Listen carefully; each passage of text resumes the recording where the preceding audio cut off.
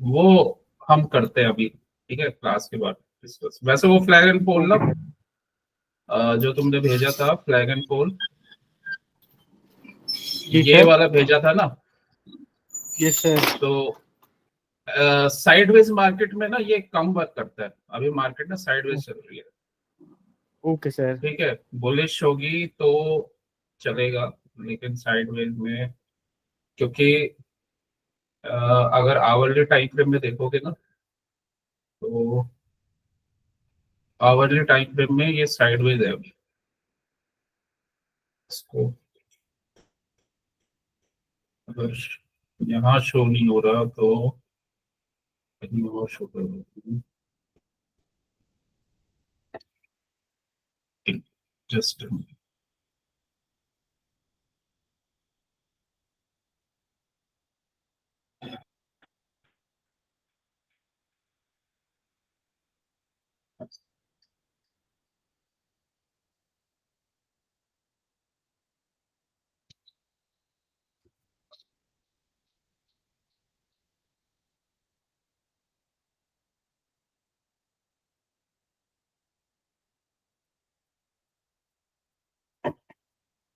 तो ये ना आवरली टाइम फ्रेम में अभी क्या है, साइडवेज चल रही है ये, ठीक है। जब ट्रेंड में होती है ना, जैसे ये डाउन ट्रेंड में थी और ये यहाँ से फिर रिवर्सल आया, तो उस टाइम पे ये अच्छे वर्क करते हैं। जैसे ये अप ट्रेंड में थी यहाँ पे, तो यहाँ पे ये अच्छा वर्क किया। तो यहाँ पे क्या करना है कि इसका ना वेट करना पड़ेगा, मतलब अप जाए और फिर उसके बाद फिर, ठीक है। और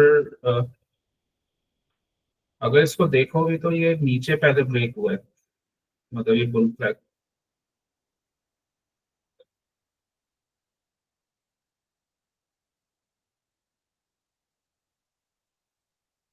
डाउन साइड में ब्रेक होके फिर ये अप साइड गए,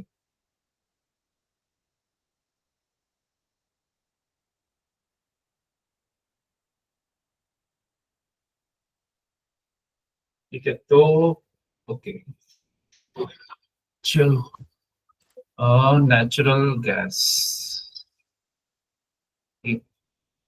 देखो, किसी भी कोई भी इंस्ट्रूमेंट हम ट्रेड करते हैं ना, तो उसमें कुछ हमें चीजें चाहिए होती है। जैसे अगर कुछ भी हमें ट्रेड करना है तो पहले हमारा कुछ पॉइंट्स है वो क्लियर होने चाहिए, तब हम उसको ट्रेड कर सकते हैं। जैसे सपोर्ट एंड रेजिस्टेंस है, तो सपोर्ट एंड रेजिस्टेंस वाला पार्ट हमें क्लैरिटी होनी चाहिए। मीन सप्लाई और डिमांड जोन्स बोल लो या सपोर्ट एंड रेजिस्टेंस बोल लो, तो वो टॉप डाउन अप्रोच करेंगे हम कर, जब भी हम करते हैं तो बिगर टाइम फ्रेम से स्मॉलर टाइम फ्रेम तक, तो टॉप डाउन अप्रोच रहेगी हमारी हर जगह, ठीक है। और जो बिगर टाइम फ्रेम वाले आपका डिमांड और सप्लाई जोन होगा ना, वो हमेशा उस स्मॉलर टाइम फ्रेम को ओवर पावर करेगा। तो वो उसकी जो स्ट्रेंथ होगी और जो उसका वेटेज होगा वो हायर साइड में होगा, ठीक है। तो सपोर्ट एंड रेजिस्टेंस हो गया। फिर हमें क्या चाहिए होता है कि हमें पता होना चाहिए ओवरऑल ट्रेंड क्या चल रहा है। यहाँ पे भी टॉप डाउन अप्रोच रहती है, बिगर टाइम फ्रेम में ट्रेंड, फिर स्मॉलर टाइम फ्रेम में, ठीक है। तो यहाँ पे भी वही रहेगा, टॉप डाउन अप्रोच रहेगी। ट्रेंड हो गया, उसके बाद हमारे एक और जो चीज हमें चाहिए होती है वो है candle stick patterns, candle sticks, ठीक है। क्योंकि सबसे पहले क्या होता है कि प्राइस ही आपको बताता है, ठीक है। प्राइस ही सबसे पहले आपको बताएगा कि एक्चुअल में हो क्या रहा है। तो कैंडल स्टिक्स पैटर्न्स हो गए, कैंडल स्टिक्स पैटर्न्स हो गए, ठीक है। फिर आपको क्या चाहिए इसके साथ, ट्रेंड में हमारा ट्रेंड, अगर हम देख रहे हैं तो ट्रेंड में हमारा, क्योंकि ट्रेंड हम मूविंग एवरेजेस वगैरह हम लेते हैं, मूविंग एवरेजेस, ट्रेंड के लिए। ठीक है, ट्रेंड हो गया, मूविंग एवरेजेस हो गए, कैंडलस्टिक पैटर्न्स हो गया।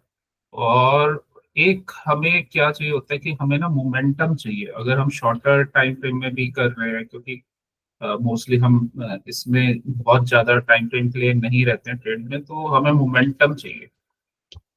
इनफैक्ट मोमेंटम अगर आप स्विंग भी कर रहे हो और उसको 2 to 5 डेज देख रहे हो, या एक शॉर्टर टाइम फ्रेम का आपका व्यू है, तो मोमेंटम हमें हर जगह चाहिए। अगर मोमेंटम ही नहीं होगा उसमें, तो साइडवेज होगा, तो वहां पे हम हमारा ट्रेड सक्सेसफुल नहीं होगा। ठीक है, मोमेंटम चाहिए। और इसके साथ अगर देख और क्या क्या चाहिए, इसके बाद ना हमें रिस्क मैनेजमेंट वाला पार्ट आता है।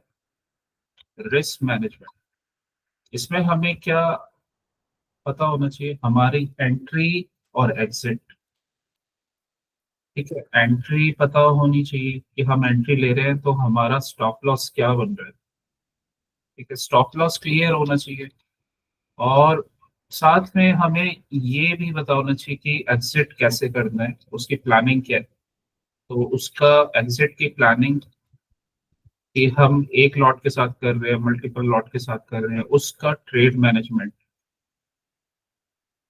ठीक है, तो ट्रेड मैनेजमेंट वाला पार्ट भी है। हर जगह ना हम सेम पोजीशन के साथ एंट्री नहीं ले सकते। ठीक है, तो ये भी एक इम्पॉर्टेंट पार्ट है ट्रेड मैनेजमेंट। फिर वही पोजीशन साइजिंग हो गया इसमें, क्योंकि सेम हर हमेशा ना हम सेम पोजीशन के साथ एंट्री नहीं लेते। कभी क्या होता है कि पोजीशन आपको थोड़ा इंक्रीज करनी पड़ती है, कभी आपको नॉमिनल पोजीशन के साथ उसको प्ले करना पड़ता है। मोमेंटम में यहाँ पे कुछ हमारे पास कुछ इंडिकेटर्स हैं, जैसे सीसीआई हो गया, आरएसआई हो गया, एडीएक्स भी देखते हैं मोमेंटम के लिए। तो ये सब चीजें मोमेंटम के लिए आ जाती है। और मैकडी वगैरह भी देखते हैं। ठीक है, तो ये सब मोमेंटम के लिए है। Risk management, entry, stop loss. अगर सपोज हमारा कैपिटल फॉर एग्जांपल कुछ भी है कि 1 लाख है, और अगर हमें अपना स्टॉप लॉस ही नहीं पता, ठीक है, और हम उसमें ट्रेड ले रहे हैं, और अगर हम पर ट्रेड में ही उसमें 10,000 का लॉस कर रहे हैं, तो इसका मतलब हमें तो कुछ वो ट्रेड की प्लानिंग ही नहीं है। तो पर ट्रेड हमारा इसमें जो लॉस है वो 1 या 2% से ज्यादा नहीं होना चाहिए। थोड़ा सा इसमें ज्यादा हो सकता है, क्योंकि हम फ्यूचर ऑप्शंस करेंगे, तो 2% 3% तक रख सकते हैं मैक्स, इससे ज्यादा नहीं। वैसे तो 1 या 2% ही बेटर रहता है। ठीक है, तो वो वाला पार्ट भी आपको उसके वो भी आपको पहले से ही पता होना चाहिए, क्योंकि अगर आपको ट्रेडिंग में सक्सेसफुल होना है तो एक ट्रेड में तो नहीं हो पाओगे आप। ठीक है, सिंगल ट्रेड में नहीं होगे, आपको सीरीज ऑफ ट्रेड चाहिए। सिंगल ट्रेड में पॉसिबल नहीं है, या 10 ट्रेड में पॉसिबल नहीं है। आपको सीरीज ऑफ ट्रेड चाहिए, शायद पूरा साल के साथ चाहिए। तो उसके लिए चाहिए आपको कंसिस्टेंसी। ठीक है, जब तक कंसिस्टेंसी नहीं होगी तो आप वो नहीं अचीव कर पाओगे। कंसिस्टेंसी होगी तो आप साल में अपना पोर्टफोलियो 10x भी कर लोगे आराम से। ठीक है, तो किसी का 5 या 10 lakhs का भी पोर्टफोलियो है, वो आराम से उसको 50 lakhs 1 CR कर सकता है। सबसे मेन कंसिस्टेंसी, डिसिप्लिन और रूल्स। ठीक है, तो इसके लिए हमें ना ये सब क्लैरिटी होनी चाहिए कि हम ट्रेड ले रहे हैं, क्यों ले रहे हैं, एंट्री क्या है। फिर इसमें अगर हम ट्रेड में हमारा रिस्क रिवॉर्ड अच्छा नहीं बन रहा, ठीक है, तो फिर हम उसको अवॉइड भी करेंगे। अगर रिस्क रिवॉर्ड ही नहीं है, या रिस्क रिवॉर्ड हमारे अकॉर्डिंग नहीं है, सपोज अगर हम कोई ट्रेड लेते हैं और हमारा रिस्क रिवॉर्ड 1:3 नहीं है मिनिमम, या इससे भी थोड़ा सा नीचे जाए तो 1:2.5 हो सकता है। ठीक है, तो अगर इससे नीचे अगर है तो फिर उतना ही रिस्क आपका बढ़ता जाएगा। और अगर 1:1 में कर रहे हैं तो वहां तो फिर आपको विन रेट बहुत हाई चाहिए, अदरवाइज आप लॉन्ग टर्म में प्रॉफिटेबल नहीं हो पाओगे। और ठीक है, तो इतना तो आपको मिनिमम चाहिए, 1:2, 1:2.5। इससे क्या है कि एक थोड़ा सा ना, ये सब आप एंट्रीज का ध्यान रखते हो, ये एक ना आपको क्वेश्चन प्रोवाइड करता है कि ऑफ कोर्स आप स्टार्टिंग में गलतियां करोगे कुछ, अ, ठीक है, तो कुछ प्रॉब्लम क्योंकि हम एक ये प्रॉपर ये जर्नी रहता है, तो लर्निंग जर्नी है, तो कुछ स्टार्टिंग में हो सकते हैं कुछ छोटी मोटी मिस्टेक्स भी हो।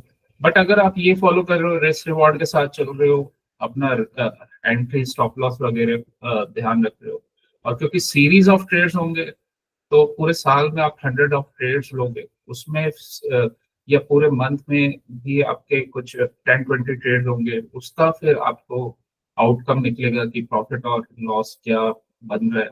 तो एक ट्रेड से नहीं होता, और उसमें अगर कुछ ये निकल जाता है आपके प्राइस पॉइंट से, तो भी उसमें अगर हमारा रिस्क बढ़ गया, तो वहां पे भी हमें उसको अवॉइड ही करना चाहिए। ठीक है, तो ये पॉइंट्स है रिस्क रिवॉर्ड, और इसके साथ फिर उसके बाद आते हैं आपके डिफरेंट काइंड ऑफ सेटअप्स। अब सेटअप्स में बहुत सारी चीजें होती है। अब हर किसी की साइकोलॉजी अलग है, हर किसी का कैपिटल अलग है, वर्किंग टाइम अलग है, हर किसी का एक्सपीरियंस अलग है, तो और उसका रिस्क एपेटाइट अलग है। ठीक है, तो उसके अकॉर्डिंग सेटअप्स आते हैं।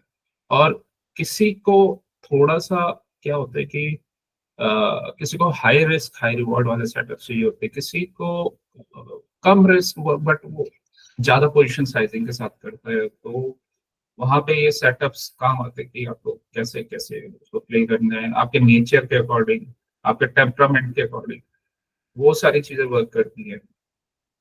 कुछ लोगों को थोड़ा सा और उनके वर्क के अकॉर्डिंग भी थोड़े लंबे सेटअप्स उनको लेना पसंद होते हैं, कुछ लोग नहीं ले पाते। ठीक है, क्योंकि उनको नहीं पसंद, या वो अ, उनको शॉर्ट मोमेंटम ट्रेड्स पसंद है, या वो कर सकते हैं। तो जब आप ये कंसिस्टेंसी से सब चीजें करते हो ना, तो फिर वो आपको एक प्रॉपर उसमें रिजल्ट मिलता है। ठीक है, तो आज हम इसमें से कुछ क्योंकि मोमेंटम भी हमें एक मोमेंटम एक इम्पॉर्टेंट पार्ट है हर ट्रेडिंग में, तो हम इसमें आज आरएसआई और कुछ प्राइस एक्शन की टेक्निक्स देखेंगे कि कैसे क्या पार्ट होता है, क्योंकि सपोर्ट रेजिस्टेंस अगर आपको ये क्लियर है, अगर सप्लाई डिमांड जोन्स आप प्रॉपरली इसको बना रहे हो और टॉप डाउन अप्रोच को फॉलो कर रहे हो, तो काफी चीजें 50% आपका काम यहाँ पे खत्म हो जाता है, काफी चीजें आपके लिए इजी हो जाएंगी। ठीक है, तो अभी हम इसको यहाँ से ये मैं रिमूव कर देता हूँ, और ये मेरा अभी नेचुरल गैस है। सेम वो यही हमारा फॉर्मेट रहेगा कि मैं वीकली से इसमें मार्किंग को स्टार्ट करूंगा, और सप्लाई डिमांड जोन्स मेरे क्लियर होने चाहिए। ठीक है, तो एक पार्ट तो ये हो गया।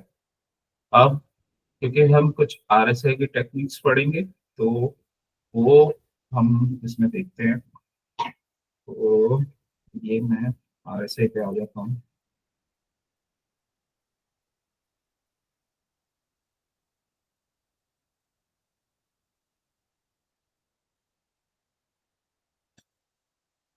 यहाँ पे ना आरएसआई ये मैं रिमूव कर रहा हूँ।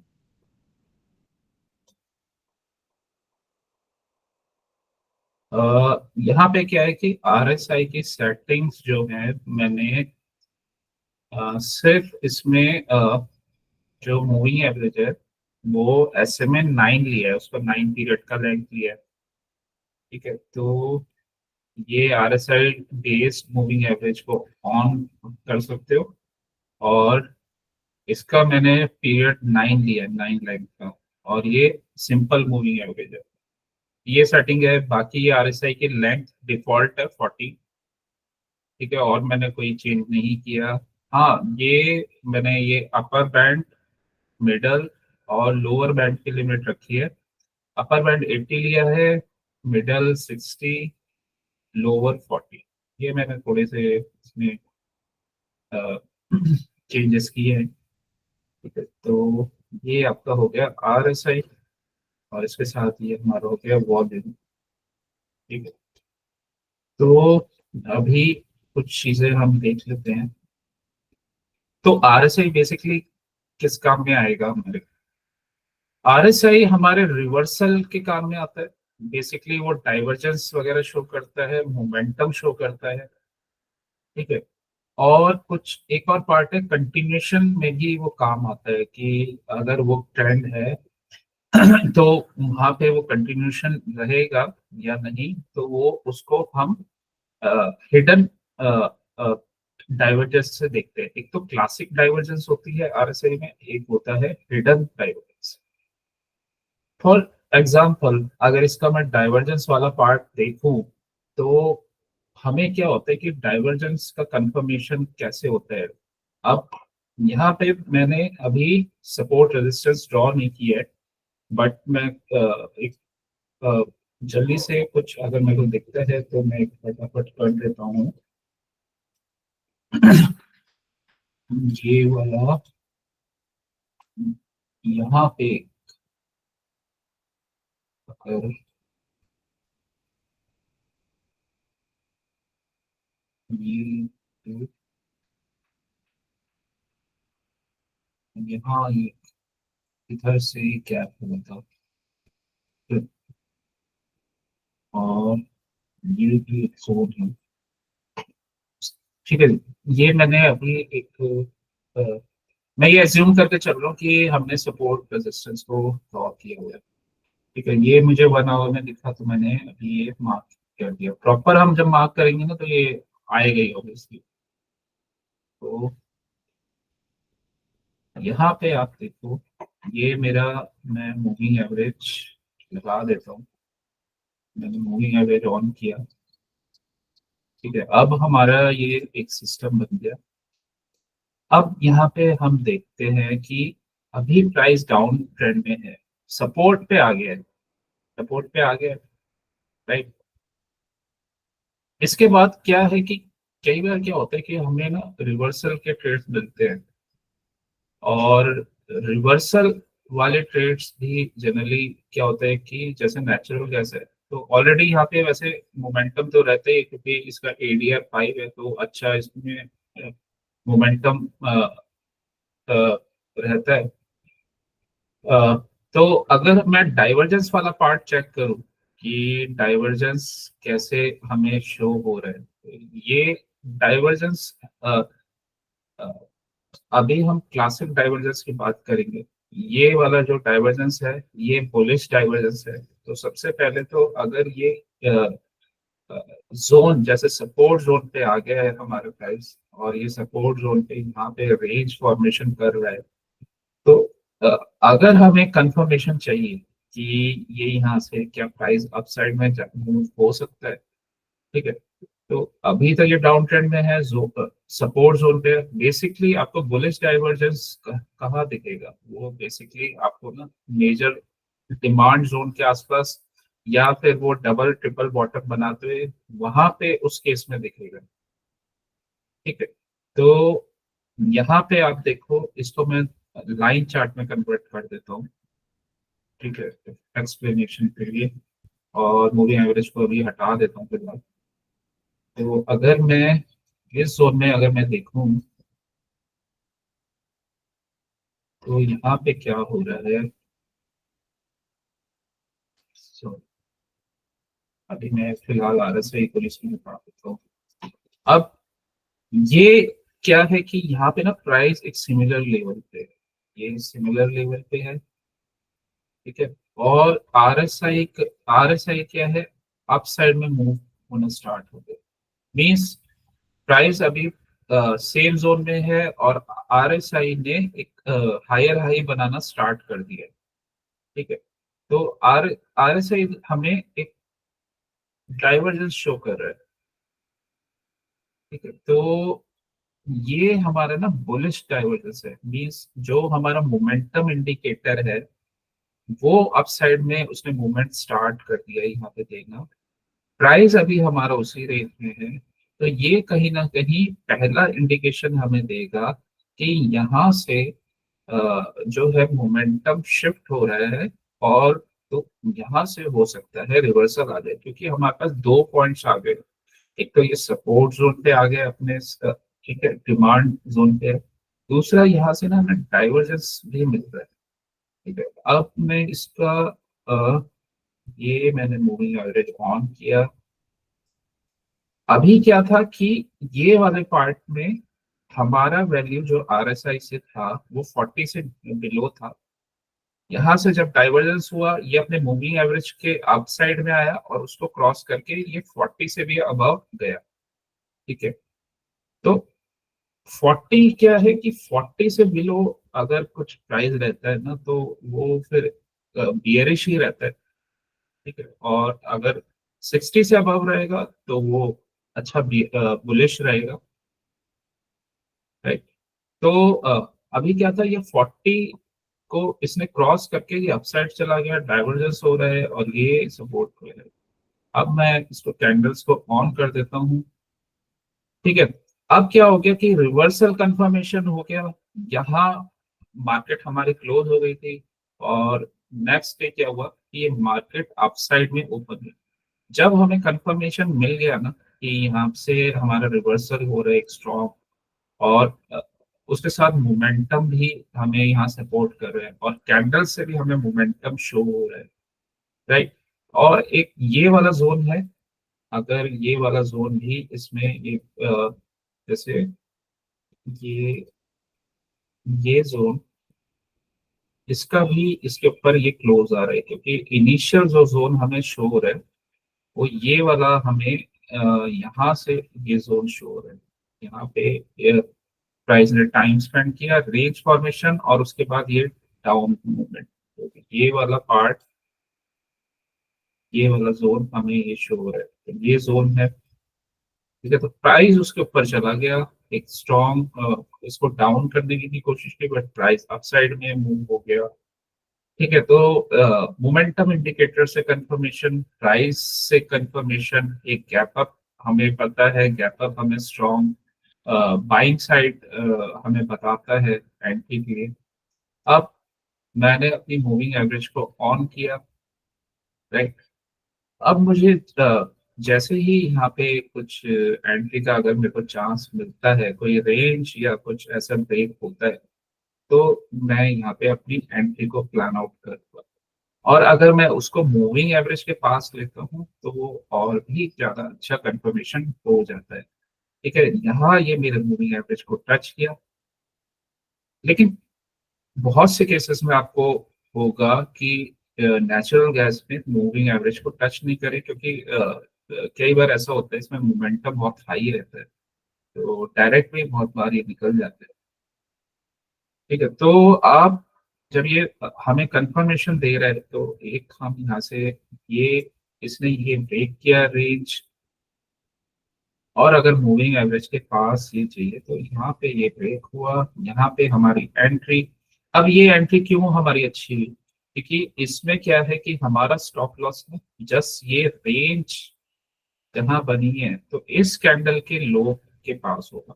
और थोड़ा सेफ साइड अगर हम लगाना चाहें तो यहाँ पे लगा सकते हैं इस रेंज के पास। बट उसमें क्या है कि फिर हमें थोड़ी पोजीशन साइजिंग अपनी कम करनी पड़ेगी। ठीक है, स्टॉप लॉस थोड़ा दूर हो जाएगा। अ, ठीक है, बट हाँ ट्रेड भी थोड़ा सेफ हो जाएगा कि अगर वो पुल बैक भी किया तो वापस अपसाइड हमारे पास प्रोबेबिलिटी है। बट यहाँ पे आप पोजीशन साइजिंग अपने कैपिटल के अकॉर्डिंग उसको फिर मैनेज करना।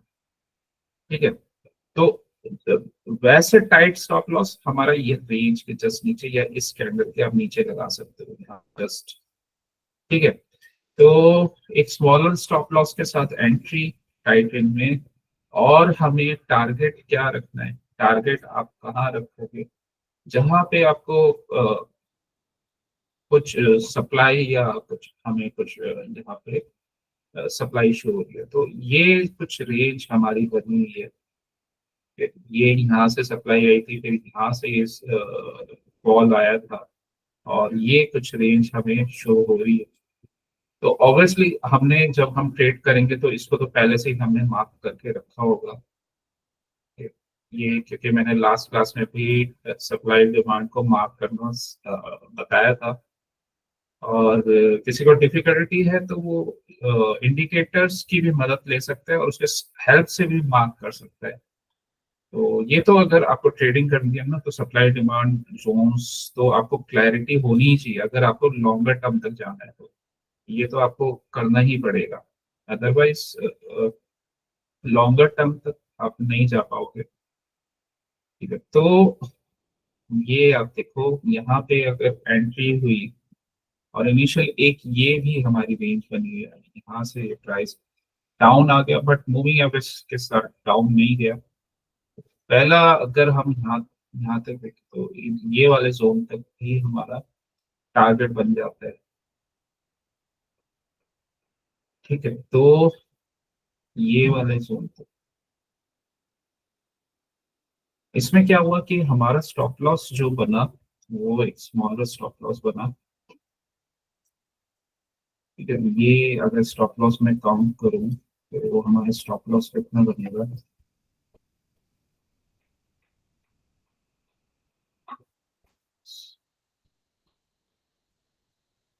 Stop loss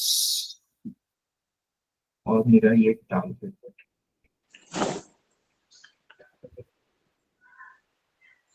1:9। ठीक है, ये मेरा टारगेट है और ये मेरा स्टॉप लॉस है। ठीक है, ऑलमोस्ट 1:2.5 से ऊपर बन रहा है, 2.69 है। अगर मैं यहाँ तक का स्टॉप लॉस ले रहा हूँ, थोड़ा वाइड ही ले रहा हूँ मैं, और ये मेरा टारगेट है।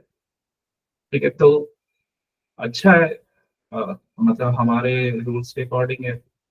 और 3.2 का स्टॉप लॉस है, मतलब कोई एक लॉट से करता है तो वो इस रिस्क के लिए अगर एग्री रहेगा तो वो ये ट्रेड करेगा, अदरवाइज वो अपनी पोजीशन साइजिंग को कम कर लेगा। लाइक अगर उसे नहीं चाहिए कि उसको 4,500 का लॉस हो सकता है इस ट्रेड में, और गेन अराउंड यहाँ पे 2 पॉइंट इसका 8.6 का टारगेट है, तो ठीक, तो उसी के आप अराउंड 2.5% जो है 2.5 है उसका गेन हो सकता है। तो वो आपको डिसाइड करता है और उसके अकॉर्डिंग आप अपनी पोजीशन को ना मैनेज करना, क्योंकि इसमें मिनी लॉट्स भी आते हैं, मेगा भी होता है। तो आप उस हिसाब से अपने मिनी लॉट्स को अगर लेना चाहो तो आप मिनी लॉट्स ले सकते हो मल्टीपल। और अगर आपको ठीक लगता है कि आप मेगा में जाना चाहते हो, आप वैसे जैसे भी आपको सही है। तो यहाँ पे हमें 8.6 पॉइंट्स का टारगेट मिल गया। इजी इजी था, यहाँ से हमारा कंफर्मेशन था, हमने मल्टीपल कंफर्मेशन दिया, उसने यहाँ पे हमें मोमेंटम ने भी दिया। एक एक पार्ट और है इसमें, हम क्या करते हैं कि अगर हम मोमेंटम इंडिकेटर को यूज ही कर रहे हैं तो अगर आप यहाँ से जब ये ब्रेक देखोगे ना, तो जब आरएसआई का वैल्यू 60 से ऊपर होगा और साथ में मेरा ये मूविंग एवरेज भी 60 के ऊपर जाएगा, तो इसका मतलब वहां पे ना मोमेंटम अच्छा है। ठीक है, अगर लॉन्गर साइड में मेरा जो ये इसमें येलो आपको मूविंग एवरेज दिख रहा है वो भी 60 से ऊपर जा रहा है, साथ में मेरा आरएसआई भी 60 से ऊपर जा रहा है, और यहाँ से मेरे को कंफर्मेशन मिल रहा है कुछ ट्रेड का। ठीक है, स्टॉप लॉस हमारा स्मॉल बन रहा है। इस ट्रेड के चलने की जो प्रोबेबिलिटी है ऑलमोस्ट 99% रहती है। तो आप ये ट्रेड आप ले सकते हो क्योंकि हमें मोमेंटम से भी कंफर्मेशन हो गया और इससे भी कंफर्मेशन हो गया। वॉल्यूम से नहीं है, वॉल्यूम वाला पार्ट इतना नहीं है, बट रिलेटिवली वॉल्यूम यहाँ से थोड़ा सा जब इस साइड में गेन हुआ है। ठीक है, तो थोड़ा सा वॉल्यूम वाला इशू है, अदरवाइज इस ट्रेड में आप एक अपना एक जो टारगेट बन रहा है वहां तक का अपना पोजीशन आप ले सकते हो। ठीक है, RSI जब 60 से ऊपर होगा ना, और मूविंग एवरेज भी, तो इसका मतलब वहाँ एक अच्छा मोमेंटम बना हुआ है। और जब मैक्सिमम अगर आप डाउन ट्रेंड में देखोगे ना, तो RSI आपको 40 से नीचे मिलेगा, और मूविंग एवरेज जो इसका वो भी 40 से नीचे मिलेगा। ठीक है, जैसे मैं एग्जांपल लेता हूँ, यहाँ तो मैंने अभी क्लासिकल बुलिश डाइवर्जेंस का एग्जांपल लिया है। इसको वैसे हम ये बोलते हैं classic bullish divergence, classical bullish divergence था ये आपको ना हर जगह मिलेगा, आपको निफ्टी, बैंक निफ्टी, स्टॉक्स, तो हर जगह ये काम आता है। क्लासिक बुलिश डाइवर्जेंस, ठीक है, ये एक मोमेंटम का आपको कंफर्मेशन के साथ आपका ट्रेड बना। अब यहाँ इस वाले पार्ट पे आते हैं, मैं ये बोल रहा हूँ, जब ये 40 से नीचे होगा तो आपको एक अच्छा फॉल देखने को मिलेगा, राइट। अब यहाँ पे आप देखो, ये वाला पार्ट देखो, यहाँ से ये फॉल हुआ, और ये फॉल होने के बाद ये रेंज का ब्रेक हुआ। मूविंग एवरेज हमारा, हम बात कर रहे थे ट्रेंड की, ट्रेंड हमारा कंफर्म है। हम बात कर रहे थे कैंडल स्टिक की, कैंडल स्टिक से हम कंफर्म है, एक अच्छा कैंडल स्टिक बना हुआ है, बेरिश, और इसका क्लोजिंग अच्छा है। ठीक है, ये हमने पैटर्न पढ़ा ही हुआ है। यहाँ पे ये ट्रिपल टॉप बन के, और ये फेलियर वाला पैटर्न है, तो यहाँ से ये ब्रेक हुआ, ये सब से कंफर्मेशन हुआ। ठीक है, अब इस वाले पार्ट में आप देखो, यहाँ पे हम मोमेंटम की जैसे हम बात कर रहे थे, तो इस वाले जोन में जैसे ये कैंडल है, ठीक है, तो यहाँ ना ये RSI हो गया 38.4 वैल्यू। मूविंग एवरेज अभी नहीं आया है 40 से नीचे, बट वो भी उसका स्लोप डाउनवर्ड्स होना स्टार्ट हो गया, ये वाले मूविंग एवरेज को, RSI के। यहाँ से हमें कंफर्मेशन मिल रहा है। उसके बाद अब जैसे ये क्योंकि 40 से नीचे था, तो डाउन साइड का अच्छा सा एक्सेलरेशन हमें मिल रहा है। और उसके बाद आप देखो ये कैसे, कितना डाउन साइड, जब तक ये 40 से नीचे रहा ना, ठीक है, ये 40 से नीचे रहा, तब तक ये डाउन साइड है। यहाँ पे भी देखो आप, ये एक बार इसने फिर दोबारा ये क्रॉस किया, स्लोप हमारा डाउनवर्ड्स ही है, मूविंग एवरेज का रेंज बनी है, रेंज ब्रेक हुई है। रेंज ब्रेक के साथ साथ हमारा RSI इंडिकेटर शो कर रहा है कि ये 40 से नीचे है, RSI की वैल्यू यहाँ 32 है। ठीक है, ये वही है, मैं एक्सपेक्ट करता हूँ कि ये हम ड्रॉ करके रखेंगे सपोर्ट रेजिस्टेंस। ठीक है, तो यहाँ से फॉल होके, और ये इस जोन तक एक स्ट्रॉन्ग फॉल आया। जब भी 40 से नीचे कुछ हमें कुछ इंडिकेशन या हमें कोई ट्रेड मिलता है ना, और मूविंग एवरेज के नीचे हमारा RSI है, इसका ट्रेंड भी डाउनवर्ड्स है, वो स्ट्रॉन्गेस्ट वो होते हैं शॉर्ट ट्रेड्स। ऐसे ही जब मूविंग एवरेज 60, ये RSI 60 के ऊपर होगा, स्लो मूविंग एवरेज के अपसाइड में होगा, तो वो स्ट्रॉन्गेस्ट बुलिश ट्रेड्स मिलते हैं हमें। ठीक है, यहाँ पे हम रिस्क मैनेजमेंट की भी बात कर लेते हैं। अब इस जोन पे सपोज हमने ट्रेड लिया, अब आप ये देखो कि कितना छोटा सा रिस्क है। ठीक है, ये एक बहुत ही छोटा सा रिस्क है। अगर मैं इस पोजिशन पे मैं देखूं, इसको मैं रिमूव करता हूँ, और तो अगर हम रिस्क मैनेजमेंट के साथ प्ले कर रहे हैं ना, तो हमेशा ही हम प्रॉफिटेबल रहेंगे, और प्रॉफिटेबल नहीं, एक बहुत अच्छे प्रॉफिट में रहेंगे।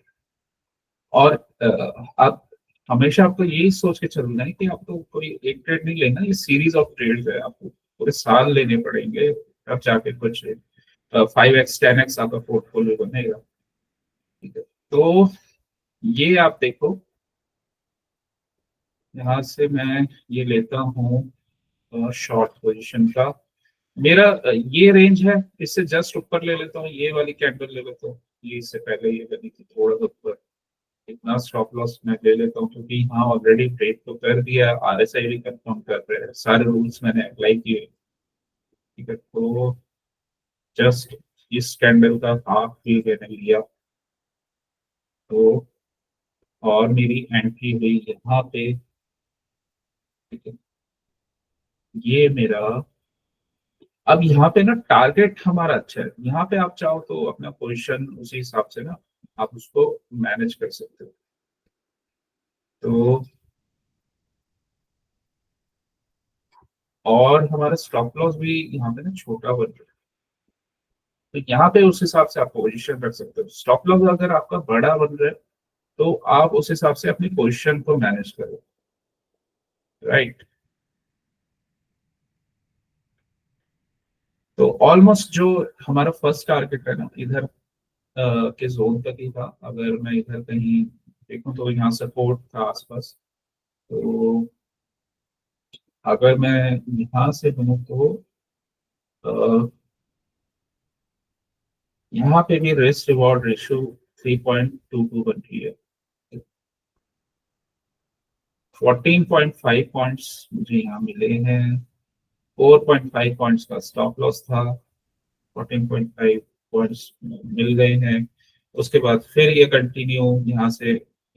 अब सपोज यहाँ पे अगर हमारे पास मल्टीपल लॉट्स है, ठीक है, तो कुछ लॉट्स हम अपने टारगेट पे बुक कर लेंगे, कुछ को हम कंटिन्यू रख सकते हैं, या फिर एक यहाँ पे एक न्यू ट्रेड भी हम प्लान आउट कर सकते हैं जब ये ब्रेक कर रहे हैं।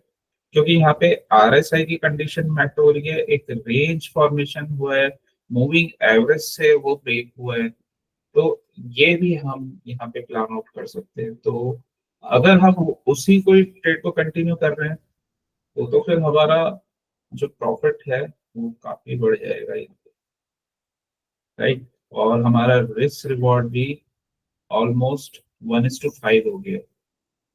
ऑब्वियसली जब हमारे एक बार प्राइस मूव कर गया ना हमारी डायरेक्शन में, तो ऑब्वियसली हम उसको फिर अपने स्टॉप लॉस को तो ट्रेल कर लेंगे, अपने बाइंग पे ले आएंगे। फिर तो वो लॉस हो ही नहीं सकता। मीन्स एक बार ये कैंडल बन गई फिर तो वो लॉस हो ही नहीं सकता। ये तो जस्ट इनिशियली, अगर हमारा टाइम फ्रेम 15 मिनट्स है तो ये इनिशियली 15 मिनट्स का है। और एक बार वो उस डायरेक्शन में मूव हो गई फिर तो इम्पॉसिबल है हमें लॉस होना। ठीक है, क्योंकि हम सबसे पहले तो अपनी बाइंग पोजीशन पे स्टॉप लॉस लगा देंगे, और उसके बाद फिर अगर हमारे टारगेट्स आते हैं और नेक्स्ट टारगेट तक के लिए हमें रखना है, तो फिर ये है कि आपको अपना ट्रेड मैनेज करना पड़ेगा। अगर मल्टीपल लॉट्स के साथ कर रहे हो आप, तो कुछ लॉट्स आप यहाँ निकाल दो, मतलब अगर मिनी के लॉट्स ले रखे हैं मल्टीपल तो कुछ निकाल दो यहाँ पे, बाकी वो आप जब तक ट्रेंड चल रहा है उसके साथ आप मैनेज कर सकते हो। या फिर यहाँ पे एक न्यू ट्रेड भी आप प्लान आउट कर सकते हो। तो यहाँ पे एक न्यू ट्रेड आप प्लान आउट कर लो, क्योंकि यहाँ पे भी हमारा सेटअप ये बन गया। और अगर यहाँ पे ये न्यू ट्रेड प्लान आउट होता है तो उस केस में भी सपोज मैंने यहाँ ट्रेड लिया और इस जगह से ये मेरा जस्ट स्टॉप लॉस, ये मेरा टारगेट, ठीक है। तो यहाँ थोड़ा सा हमें रिस्क रिवॉर्ड कम मिल रहा है, 1.81 है। बट क्योंकि एक बार हमारा प्राइस मूव कर जाता है नीचे, तो ये इनिशियल ही होता है, और चांसेस क्योंकि 95% से अबव रहते हैं इस केस में। तो एक बार प्राइस मूव कर लिया तो आपने अपना स्टॉप लॉस को फिर मूव कर लेना है अपने बाइंग पे। तो वो तो फिर आपको लॉस तो हो ही नहीं सकता, ठीक है। और यहाँ से फटाफट टारगेट मैट, ठीक है, और एग्जिट। तो हमेशा ना ट्रेड्स को इस हिसाब से प्लान प्लान आउट करेंगे। ये वाला अगर आप ये केस भी अगर देखो तो यहाँ से तो ये फेलियर ब्रेकआउट था।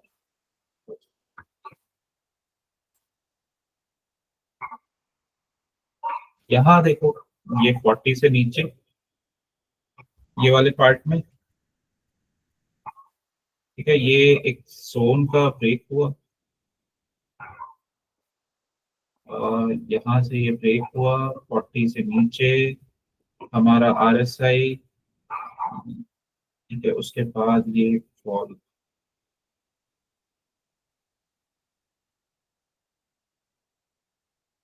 तो यहाँ 316 के अराउंड पे, 315 पे ट्रेड किया, 311, तो 5 पॉइंट्स का ट्रेड।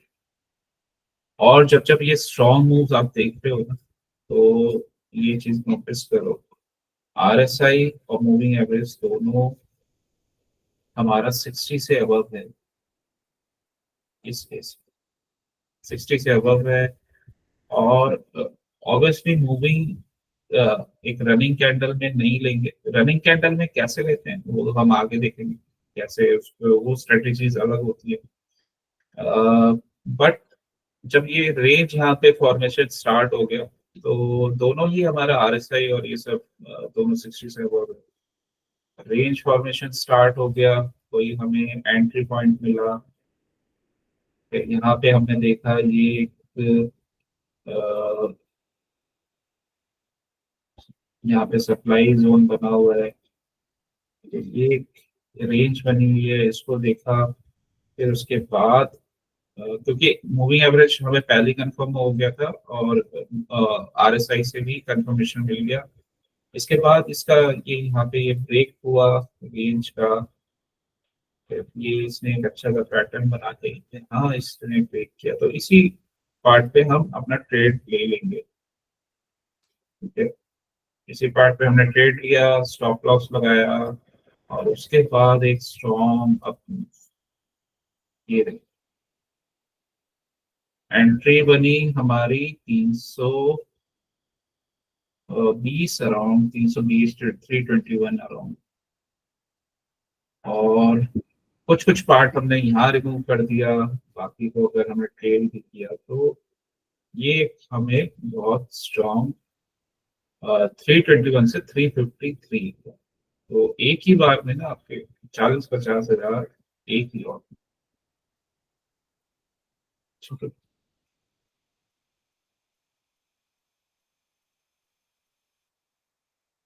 राइट। मूविंग एवरेज का स्लोप अपसाइड है, कोई इशू नहीं है। मनु ब्रो एक क्वेश्चन है। हाँ हाँ। जैसे हम कल मनु ब्रो पढ़ रहे थे फेक ब्रेकआउट्स भी, तो उससे हम्म। इसमें आज जो हम पढ़ रहे हैं फिर उसकी पॉसिबिलिटी भी कम हो जाती है क्या? मतलब अगर 60 के ऊपर होगा तो फेक ब्रेकआउट्स का चांस कम रहेगा। हाँ, 60 के ऊपर है तो फेक ब्रेकआउट्स, वो फिर डाइवर्जेंस भी शो हो जाती है ना इसमें। तो डाइवर्जेंस वाला मैं बताऊंगा कि फेक ब्रेकआउट्स। और इनफैक्ट अगर इस केस में क्या है कि क्योंकि ब्रेकआउट भी ना, ये एक बुलिश के साथ, और इसकी कंडीशन अलग है, जैसे ये 60 से ऊपर है, और यहाँ पे क्या हो रहा है कि इसने ना ब्रेकआउट से पहले ना एक रेंज फॉर्मेशन कर दी गई, हाँ रेंज फॉर्मेशन की गई। ये डायरेक्ट नहीं जा रहा है, मतलब एकदम डायरेक्ट ब्रेकआउट नहीं दिया है इसने, कि एकदम स्ट्रेट फॉरवर्ड दिया है। एक रेंज फॉर्मेशन के साथ ये ब्रेक कर रहा है, साथ में हमारी कंडीशन भी मैच हो रही है। तो रनिंग कैंडल पे तो हम ले ही नहीं रहे हैं। मतलब जनरली क्या होता है कि रनिंग कैंडल्स पे ही फेलियर्स होते हैं, और तो रनिंग कैंडल पे तो हम ले ही नहीं रहे हैं इस वाले, हम तो प्रॉपर रेंज का और स्टॉप लॉस का हम वेट कर रहे हैं, और साथ में ये सारी कंडीशंस हमारी मैच हो रही है, तो फिर हम उसको ले रहे हैं। मूविंग एवरेज का स्लोप हमारा अपसाइड है। जब ये सारे फैक्टर्स को हम मिलाते हैं ना, और स्टॉप लॉस हमने और अपनी उसके साथ हमने अपना रिस्क मैनेज किया हुआ है, तो फिर उसके बाद इशू नहीं है कोई। और हाँ, फेक ब्रेकआउट्स वगैरह, आरएसआई अगर आपका मोमेंटम कम है तो चांसेस होते हैं कि वो फेक ब्रेकआउट हो, या फिर वहां पे कोई डाइवर्जेंस क्रिएट हो रहा हो, तो वो वाला जो पार्ट है वो आपका ना फेक ब्रेकआउट में आ जाता है। ठीक है, तो यहाँ पे फिर ये आप देखो, ये स्ट्रॉन्ग अपसाइड का मूव आया, और वही है, इसको आप कैसे अपने पोजीशन साइजिंग के अकॉर्डिंगली आप उसको ट्रेल कर सकते हो। जैसे कुछ यहाँ पे कुछ एग्जिट कंडीशन होंगे, कुछ पार्ट यहाँ निकाल दिया और बाकी को ट्रेड किया, राइट।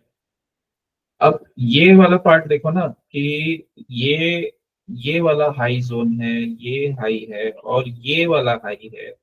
यहाँ हमें क्लियरली डाइवर्जेंस शो हो रही है। अगर यहाँ से देखोगे ना, एक क्लियरली डाइवर्जेंस शो हो रही है। ये अपसाइड को जा रहा है और ये हमारा RSI इंडिकेट कर रहा है डाउनवर्ड। तो यहाँ से जैसे सिग्नल हमें मिलता है, यहाँ पे हम टोटली एग्जिट हो जाएंगे। ठीक है, तो ये अगर आप देखो, ये आप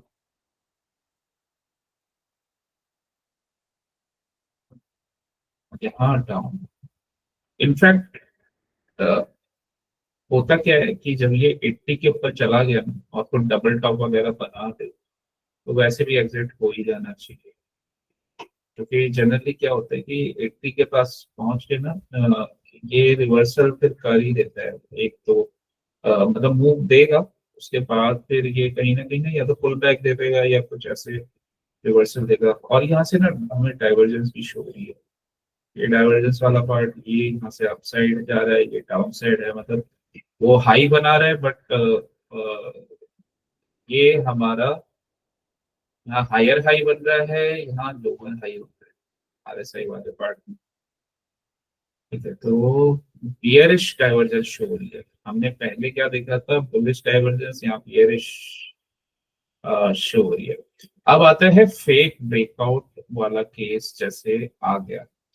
अब ये अगर मैं ये देखूँ ना, यहाँ ये ब्रेकआउट हुआ है इस वाले पार्ट पे, क्योंकि ये वाला जोन, अभी मैं इसको कैंडलस्टिक्स को ऑन कर देता हूँ। सपोज ये कुछ ऐसे बन रहा था और यहाँ पे हमें मिला ब्रेकआउट, ये ब्रेकआउट हो गया। ठीक है, एंट्री ले ली। अब यहाँ पे एंट्री हमने प्लान आउट कर ली, लेकिन ये मोमेंटम वाली कंडीशन तो हमारी मैच नहीं हो रही। ये RSI तो अभी क्या शो कर रहा है, RSI अभी 60 को क्रॉस नहीं किया है और मूविंग एवरेज तो बहुत डाउन है। ठीक है, मूविंग एवरेज काफी डाउन है। फिर ये एक स्ट्रॉन्ग रेड कैंडल भी यहाँ बनी थी। ये एक ये वाला जोन है और यहाँ जोन है। वॉल्यूम बहुत डाउन साइड में, मतलब वॉल्यूम इतना नहीं है। मतलब वॉल्यूम अगर थोड़ा भी इसके कंपेरेटिवली रिलेटिव में रहता तो भी हम सोचते, वॉल्यूम बहुत ही डाउन साइड में। तो थोड़ा सा हम इसका वेट करेंगे। ठीक है, कि इसको हमें एक और कंफर्मेशन चाहिए होगा। राइट, अब ये मैंने इसको ये प्ले किया, देखो ये तो नीचे ही आ गया। मतलब यहाँ से ब्रेकआउट किया और ये RSI भी यहाँ से नीचे आ गया, तो ये उल्टा ना शॉर्ट का ट्रेड बन जाएगा। एक शॉर्ट का ट्रेड कैसे बनेगा, ये यहीं पे गया और ये इधर इसने टच किया और एक तरह से ना ये लिक्विडिटी यहाँ से रिजेक्शन ले रहे हैं। मतलब ये डाउन और ये कंटिन्यूशन पैटर्न बनता है एक तरह से, ये डाउन और यहाँ पे अब क्या, एक बियरिश फ्लैग टाइप का पैटर्न है। ठीक है, पहला टारगेट इस वाले जोन तक, दूसरा हमारे सपोर्ट तक। देखते हैं कहाँ तक जाता है। और ये तो 40 से नीचे चला गया, फिर तो इसको शॉर्ट में हम देखेंगे। और इसको जब हमारा टारगेट वैसे ही हाँ पूरा हो गया, राइट, तो एक अच्छा सा शॉर्ट का हमारे टारगेट मिला। और जब ये क्रॉस किया ना, इसके बाद फिर ये मूविंग एवरेज के स्लोप्स भी डाउन में गए। ठीक है, तो ये हमें थोड़ा सा इसका क्योंकि मोमेंटम नहीं है तो कैंडल से भी हमें कंफर्मेशन नहीं हो रहा था। फिर वो पार्ट, यहाँ एक स्ट्रॉन्ग कैंडल आई, ये इधर भी एक स्ट्रॉन्ग कैंडल से। ठीक है, और इसके बाद यहाँ पे ना वॉल्यूम भी है, वॉल्यूम वाला पार्ट भी है। अगर हम प्राइस वॉल्यूम लगाए ना, तो वॉल्यूम के साथ ये गया है नीचे। तो थोड़ा सा फिर हमें रुकना चाहिए ब्रेकआउट के केस में। अगर हम सारे अपनी जो भी स्टडीज को अप्लाई कर रहे हैं, तो क्योंकि ब्रेकआउट में तो हमें बुलिशनेस चाहिए, स्ट्रेंथ चाहिए, स्ट्रेंथ का इतना कंफर्मेशन नहीं है ये। सिर्फ ब्रेकआउट देने से ही नहीं होता कुछ भी, स्ट्रेंथ को भी एनालाइज करना होता है। अगर मोमेंटम उसके साथ है तो और अच्छा है। तो यहाँ से ये ब्रेकआउट फेलियर हुआ और हमारा ये अच्छा ट्रेड बन गया ब्रेकआउट फेलियर का ये कंटिन्यूशन। और स्मॉल हमें स्टॉप लॉस मिला, और एक अच्छा हमें यहाँ से 335 से अगर हमने एंट्री ली तो 320 15 पॉइंट्स का गेन हो गया। राइट, मतलब 20,000 रुपये एक लॉट में बन गए। फाइन। तो इस हिसाब से हम इसको हम ट्रेड को मैनेज करेंगे। तो दो पार्ट्स हमने देखे इसके आरएसआई के कि ये क्या क्या करता है। एक में हमने देखा कि इसको हम 60 से ऊपर ब्रेकआउट्स में और उसके कंफर्मेशन में भी यूज कर सकते हैं। और अगर 40 से डाउन में अगर कोई शॉर्ट पोजीशन मिल रही है तो उसको हम वहां पे शॉर्ट के लिए यूज कर सकते हैं। बट अदर फैक्टर्स भी मैटर करते हैं, जैसे सपोर्ट रेजिस्टेंस वगैरह, ये हमारी मार्किंग होनी चाहिए। और उसके साथ कोई सेटअप बना हो, ठीक है, तो वो वाले पार्ट्स कंफर्म होते हैं। दूसरा हमने यूज देखा कि इसका रिवर्सल्स में यूज होता है। जैसे ही यहाँ पे बुलिश डाइवर्जेंस बना था, उस साइड हमने देखा कि बियरिश डाइवर्जेंस था। तो ये वाले जो पार्ट्स है ना, ये क्लासिकल बियरिश डाइवर्जेंस था वहां पे, जो इससे पहले हमने देखा था। और ये वाला तो ये वाला बुलिश डाइवर्जेंस था, ये वाला जो, ठीक है। तो ये हमारे अभी दो यूज हैं। बाकी एक थर्ड यूज होता है, वो होता है कंटिन्यूशन के लिए। कंटिन्यूशन वाला थोड़ा सा डिफिकल्ट है, उसको कहते हैं हिडन डाइवर्जेंस, ठीक है। अब देखो हिडन डाइवर्जेंस भी चलो, तो अब कर रहे हैं तो समझ ही लो। पर हिडन डाइवर्जेंस को समझना है क्योंकि वो ट्रेड में बने रहने में आपकी हेल्प करता है, हिडन डाइवर्जेंस।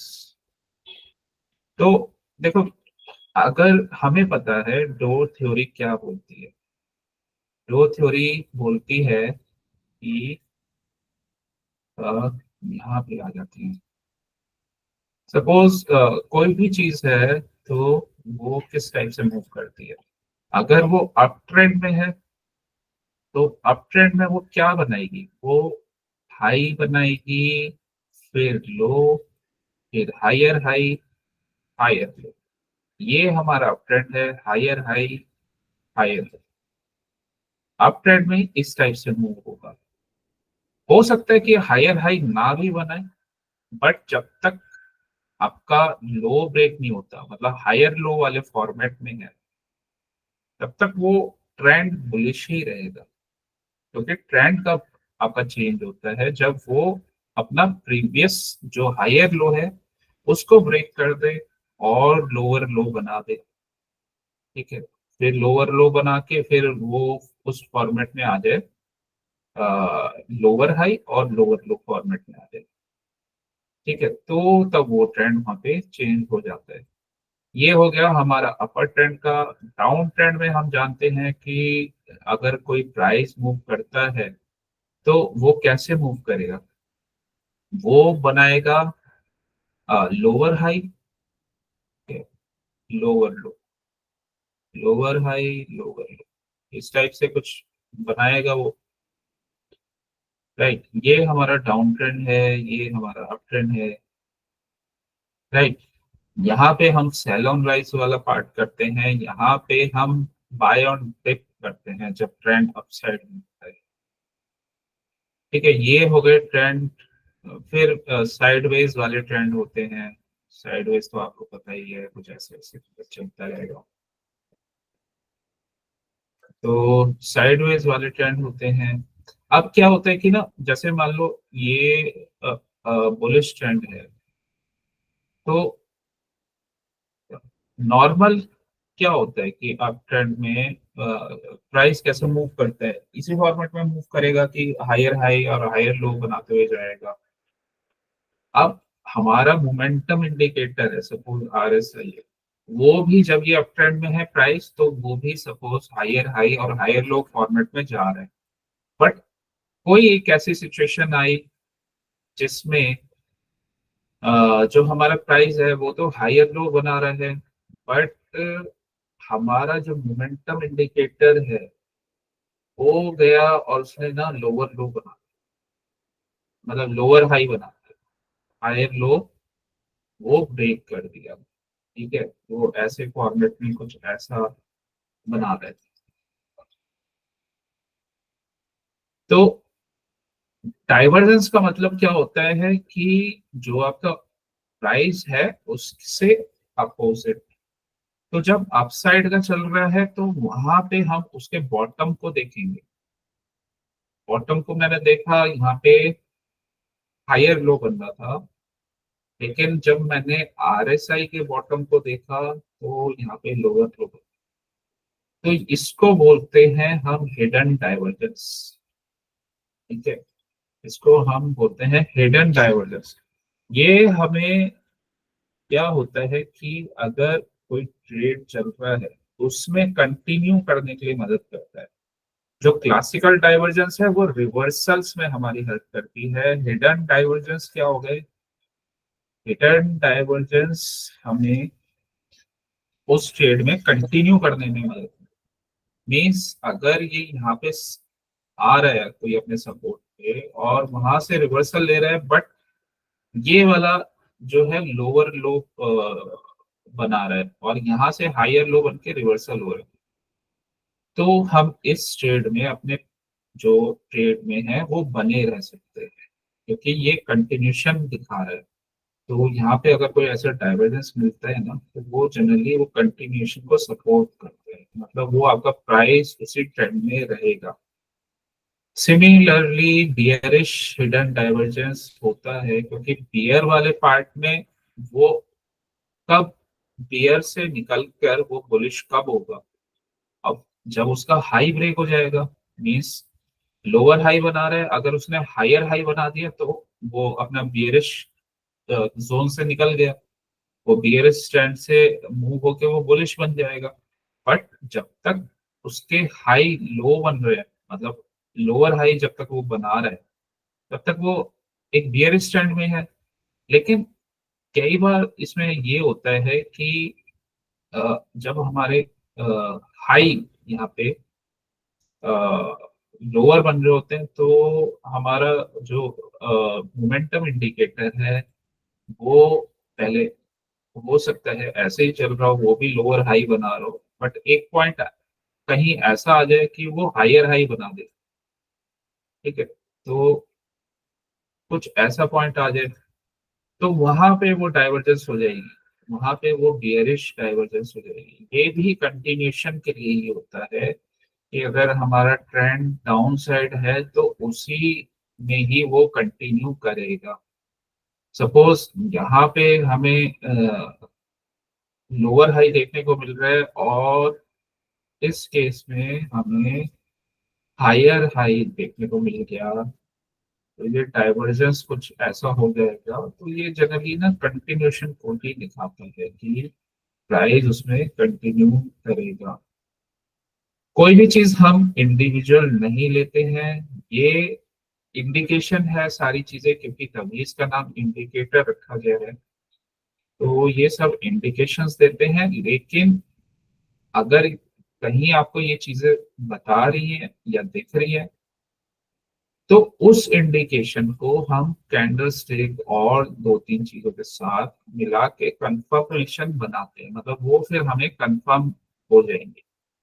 ठीक है, तो ऐसे ही ट्रेडिंग वर्क करती है कि कोई भी चीज हमें कंफर्मेशन पार्ट में जब हम टू थ्री कॉन्फ्लुएंस को मिलाते हैं तो वहां पे हमें कंफर्मेशन मिलता है।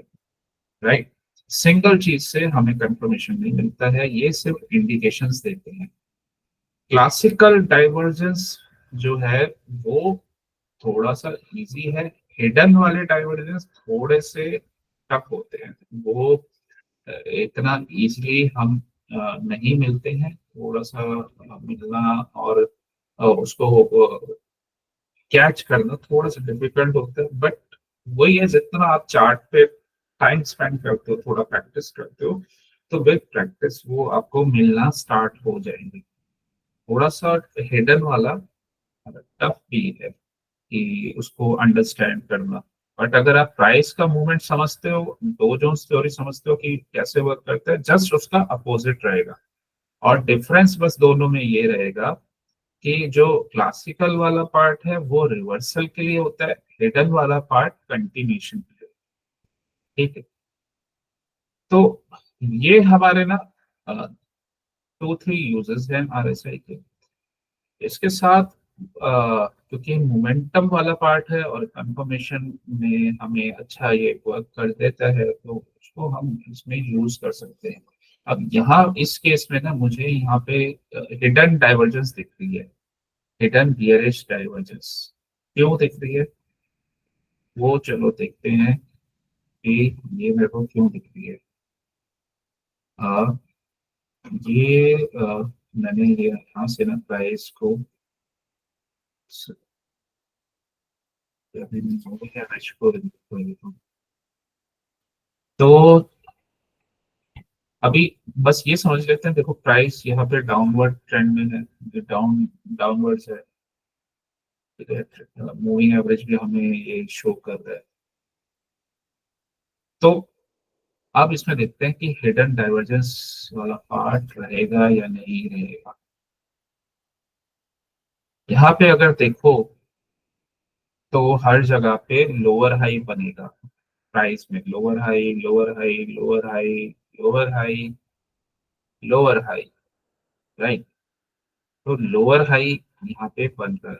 जब ये हाई यहाँ से ब्रेक हुआ, मतलब हायर हाई वाले फॉर्मेट में चला गया, और यहाँ से तो हमें डाइवर्जेंस भी दिखा था, क्लासिक बुलिश डाइवर्जेंस, तो वो चेंज हो गया ट्रेंड। बट यहाँ पे लोअर हाई ही बनेगा जब तक वो बियरिश में है। ठीक है, इस केस में लोअर हाईस बन रहे हैं डाउनवर्ड ट्रेंड में, लेकिन ये वाला आप पॉइंट देखो, यहाँ पे हमें हिडन डाइवर्जेंस मिला। ठीक है, ये वाला पॉइंट अगर आप देखोगे तो प्राइस बना रहा है लोअर हाई। ठीक है, इस पॉइंट पे हमारा आरएसआई है 35.5। ठीक है, और यहाँ प्राइस बना रहा है लोअर हाई, और लेकिन यहाँ पे हमारा आरएसआई ने बना दिया हायर हाई 42.7 इस प्राइस पे। ये हमें डाइवर्जेंस, हिडन डाइवर्जेंस शो कर रहा है बियरिश। मतलब ये अपसाइड में शो कर रहा है, और यहाँ पे हमें प्राइस डाउन साइड में शो कर रहा है। तो क्योंकि ये कंटिन्यूशन के लिए रहता है, तो इसका मतलब प्राइस कंटिन्यू करने के चांसेस, ट्रेंड को कंटिन्यू करने के चांसेस काफी हाई है। ये हमारा पहला पार्ट है कि इंडिकेशन मिल रहा है, हमें इंडिकेटर बता रहा है, राइट। उसके बाद ये वाला पार्ट है, और हम अपना ट्रेड देख रहे हैं, और कुछ हमें एक कंफर्मेशन चाहिए कि हाँ हमें कोई कंफर्मेशन अच्छी मिलती है, तो फिर हम उसमें दोबारा से एंट्री को प्लान आउट कर सकते हैं। तो मोमेंटम इंडिकेटर डाइवर्जेंस शो कर रहा है। उसके साथ क्योंकि इंडिविजुअली हम किसी भी चीज को नहीं लेंगे, उसके साथ इसका स्लोप, मूविंग एवरेज का स्लोप डाउनवर्ड्स है, राइट। साथ में यहाँ पे अगर आप देखो तो फिर यहाँ पे क्या है कि आरएसआई जब ये रेंज बना था, और यहाँ पे ही हमें ऊपर शो हो गया था कि डाइवर्जेंस बन गया। अब दो पार्ट हमारे कंफर्म हो गए, मूविंग एवरेज का स्लोप डाउनवर्ड्स और एक डाइवर्जेंस शो। एक थर्ड पार्ट कैंडल स्टिक से हमें एंट्री का कंफर्मेशन, और यहाँ पे तो ये वॉल्यूम का भी इंक्रीज हुआ है, तो प्राइस और वॉल्यूम ने भी कंफर्मेशन कर दिया। साथ में जब ये डाउन कट कर रहा है, उसमें आप ये देखोगे कि हमारा जो मोमेंटम इंडिकेटर है वो भी 40 से नीचे आ गया है और मूविंग एवरेज के नीचे जा रहा है। तो इसका मतलब एक अच्छा मोमेंटम के साथ ये हमें ट्रेड मिलेगा। और उसके बाद ये देखो ये यहाँ से फॉल और टारगेट, टारगेट पे आने के बाद फिर हमें डाइवर्जेंस अप साइड का मूव। ठीक है, तो ये था हमारा हिडन डाइवर्जेंस जो हमें ट्रेड में कंटिन्यूशन में रहने में मदद करता है। मतलब या तो सेल ऑन राइज वाला पैटर्न होगा क्योंकि डाउनवर्ड्स है, और अप साइड में होगा तो बाय ऑन डिप वाला पैटर्न होगा। राइट, तो यहाँ ये सब इस तरीके से आरएसआई की हम हेल्प ले सकते हैं। राइट, अब ये वाला जोन देखो, यहाँ पे ये आरएसआई 60 से अबव है। ठीक है, 60 से अबव है और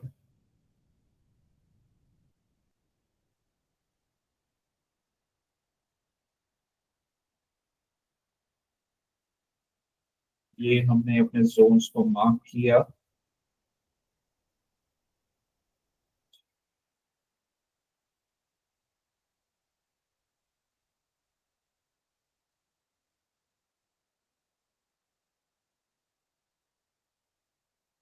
यहाँ ये देखो ये क्वेश्चन आ गया ना कि ये 60 से अबव है और ब्रेकआउट दे रहा है, तो क्या हम दे सकते हैं? ये डायरेक्ट जा रहा है, यहाँ से ब्रेक किया और ये डायरेक्ट मूव किया, तो वेट करेंगे। यहाँ ये दोनों 60 से अबव है, तो डायरेक्ट अप मूव दे रहा है, तो इसलिए थोड़ा वेट कर लेंगे। और साथ में ये हमें ना यहाँ पे रेंज भी बनी हुई है ये,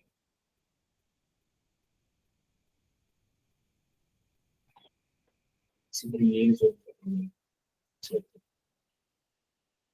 लेकिन ये गैप वाला पार्ट भी है। राइट, तो अब इस वाले पार्ट में अगर आप देखो, इस वाले पार्ट में यहाँ आर एस आई 60 से ऊपर गया है, फिर मूविंग एवरेज का स्लोप भी इस वाले जोन से अपसाइड जाने लगा है। पैटर्न क्या बना है, यहाँ पे एक बेस का ब्रेकआउट हुआ है, उस पर रिटेस्ट करके ये ब्रेक कर रहा है। पैटर्न भी अच्छा, पैटर्न वाइज अच्छा बना हुआ है, वॉल्यूम है, वॉल्यूम एक्सपेंशन है। ठीक है, इसके बाद हमारी एंट्री, जैसे ये ब्रेक करके इस वाली कैंडल पे एंट्री, इस वाली कैंडल पे एंट्री के साथ जो भी हमारा टारगेट है हमारा वहां तक का टारगेट। That's it. ठीक है, यहाँ से एंट्री, ये हमारा टारगेट अराउंड 11.6 पॉइंट्स।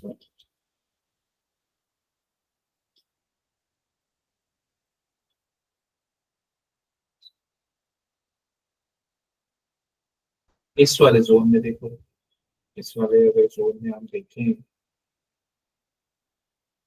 यहाँ ये हमें पैटर्न पड़ा ही हुआ है, ये एम पैटर्न का ब्रेकडाउन।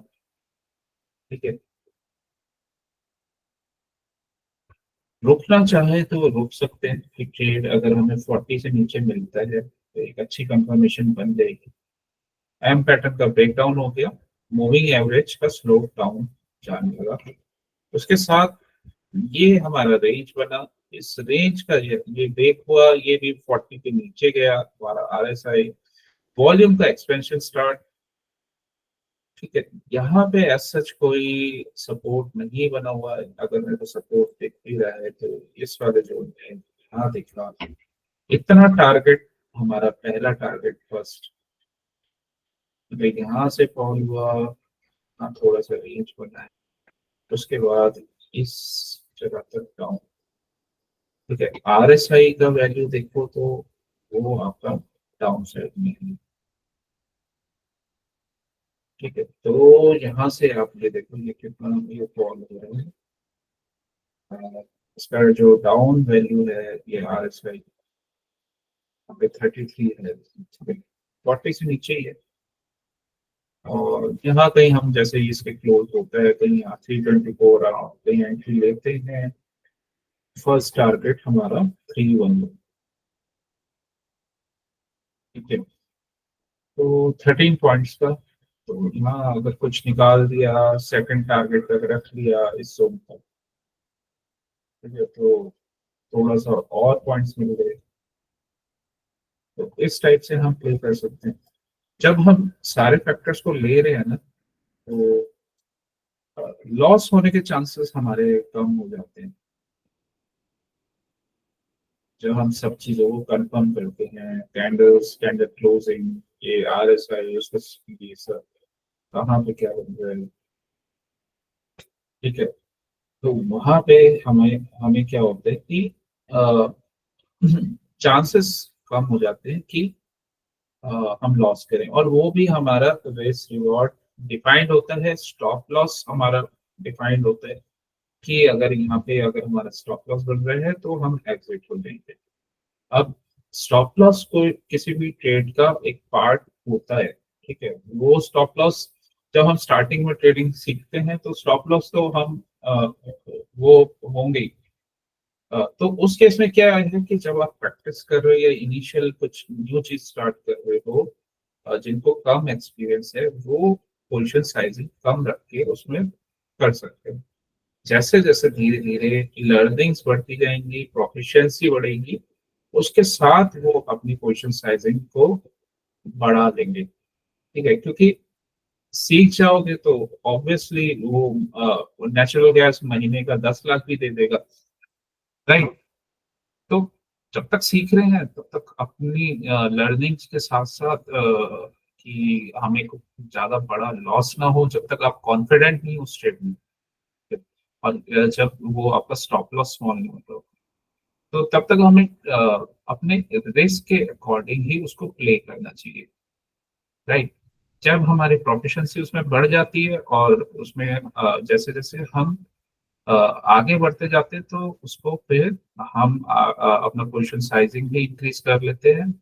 और हमारा क्या होता है कि तब भी क्या क्या करना है कि रिस्क हमारा अपने पोर्टफोलियो के अकॉर्डिंग ही रहेगा। धीरे धीरे हम इंक्रीज करके जो भी हमारा गोल है वो अचीव कर सकते हैं, राइट। इसको थोड़ा सा अ, आप इसको अगर बैक टेस्ट करोगे तो ये आपको, अगर आप इस पे प्रैक्टिस करोगे तो एक अच्छा रिजल्ट मिलेगा।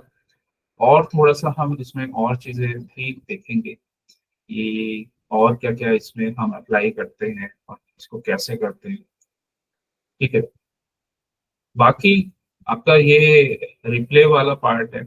अगर आप कुछ भी चीज करते हो तो ये अच्छा है कि यहाँ पे अगर आप ट्रेड लिखते हो या कैसे क्या फॉर्मेशन बना, तो पूरा ये रिप्ले करके आप उसको बैक बैक टेस्ट कर सकते हो, स्टडी कर सकते हो। एक्चुअली मैनुअल जो हम बैक टेस्ट वगैरह करते हैं ना, वो हमें काफी स्ट्रॉन्ग रिजल्ट्स देता है। अगर हम एल्गो वगैरह लगा के बैक टेस्ट वगैरह ये सब करते हैं, वो तो फिर मशीन कर रही है, वो आपको पता ही नहीं। वो काफी ज्यादा वहाँ पे गलतियां भी हो सकती है, राइट। तो ये है। बाकी तो आप चार्ट पे जितना प्रैक्टिस करोगे ये उतना ही अच्छा उस पर वर्क करेगा। ये RSI वगैरह वाला पार्ट जो है हमारा मोमेंटम का, ये हमारा निफ्टी, बैंक निफ्टी हर जगह ही वर्क करता है। अगर मैं बैंक निफ्टी में भी देखूँ, तो अगर आप बैंक निफ्टी में इसको लगाओगे तो यहाँ पे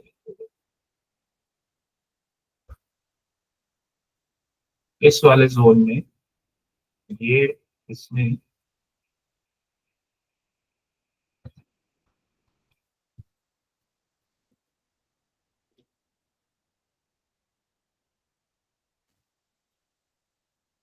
यहाँ ये देखो ये रेंज ब्रेक की है। RSI क्या शो कर रहा है? RSI 40 से नीचे, इसका मूविंग एवरेज 40 से नीचे, ठीक है। एक स्ट्रॉन्ग कैंडल से ब्रेकडाउन, स्ट्रॉन्ग कैंडल से ब्रेकडाउन है। इसमें अभी मैंने ये सारी रेंजेस वगैरह मार्क नहीं की है, बट जस्ट हम इसको ही चेक कर रहे हैं अभी RSI को। तो यहाँ सर से ये देखो, इसमें मूविंग एवरेज में काफी लेट नीचे 40 की गया है, तो हम लोग कैसे कंसिडर करेंगे? अ, एक बार आप रिपीट करें क्वेश्चन, क्या क्या बोल रहे हैं? सर इसमें आरएसआई तो 40 के नीचे आ गया जब ब्रेकडाउन मिला अपने को। अच्छा, ये RSI का मूविंग एवरेज का? अब हाँ हाँ जी। जी वो सर काफी लेट अच्छा, आया, तो हम लोग ये कैसे कंसिडर ये करेंगे? ये क्या है कि इसको अगर सपोज जैसे RSI पहले आ गया, अब क्योंकि थोड़ा सा इंडिकेटर्स है, ये प्राइस के अकॉर्डिंग अपने आप को यहाँ से इंडिकेट करते हैं। लेकिन अगर जैसे हमें जैसे प्राइस एक्शन और ये सब चीजें और ये ट्रेंड वगैरह देखना आता है, तो उस केस में हम, अगर ये रेंज बनती है और RSI मूव कर जाता है पहले ही, तो हम वहां पे ले लेंगे ट्रेड। ठीक है, उसके बाद फिर ये नेक्स्ट कैंडल में आ ही गया तो वहां से हमें कंफर्मेशन हो गया। लेकिन क्या है कि इस केस में हम पहले ही ले लेंगे, क्योंकि और भी अगर हम चीजें इसमें अप्लाई करेंगे ना, तो वहां पे हमारा ये ट्रेड पहले ही बन जाएगा, इस जगह पे ही बन जाएगा ये। ठीक है, होता ये लैगिंग ही है, बट क्या होता है कि एक इंडिकेशन में आपकी ये हेल्प कर देता है। तो ये वाला पार्ट तो मूविंग एवरेज का, हाँ, इसमें लैग कर रहा है थोड़ा, क्योंकि अगर इस वाले पार्ट पर लेंगे तो थोड़ा सा लेट हो जाएंगे। हालांकि ये डाउन गया है यहाँ से भी, बट ये थोड़ा सा लेट हो जाएंगे। एंट्री वैसे हमारी यहाँ पे अच्छी बनेगी, RSI जब मूव कर गया था, तो इस केस में ये हाँ, ये नहीं था यहाँ पे।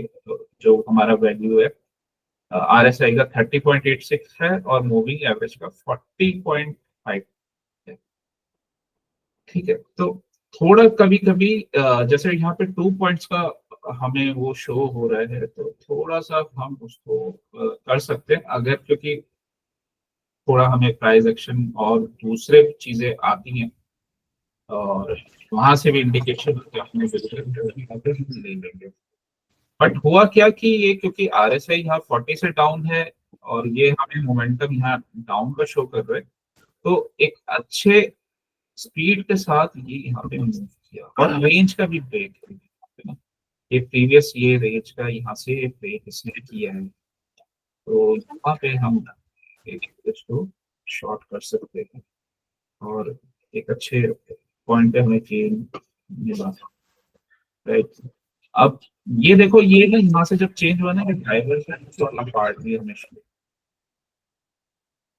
यहाँ से ना एक डाइवर्जेंस भी हमें शो हो रही है।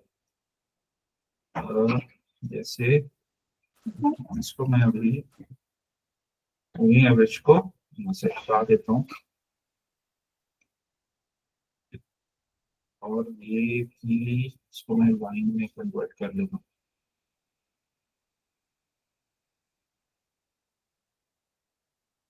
ये यहाँ से डाउन जा रहा है, ये RSI हमारा फ्लैट है, पैरेलल है, डाइवर्जेंस शो कर रही है, मतलब इस जोन से रिवर्सल आ सकते हैं।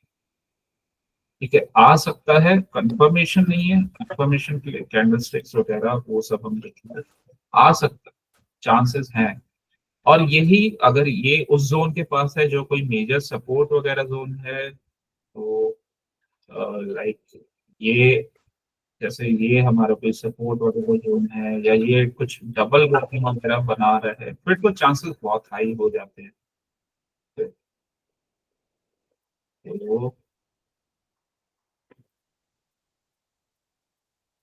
तो फिर हमारे चांसेस काफी हाई हो जाते हैं।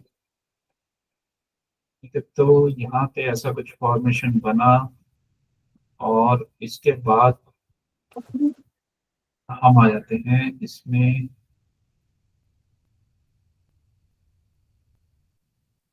स्मॉलर टाइम फ्रेम में, हम देखते हैं।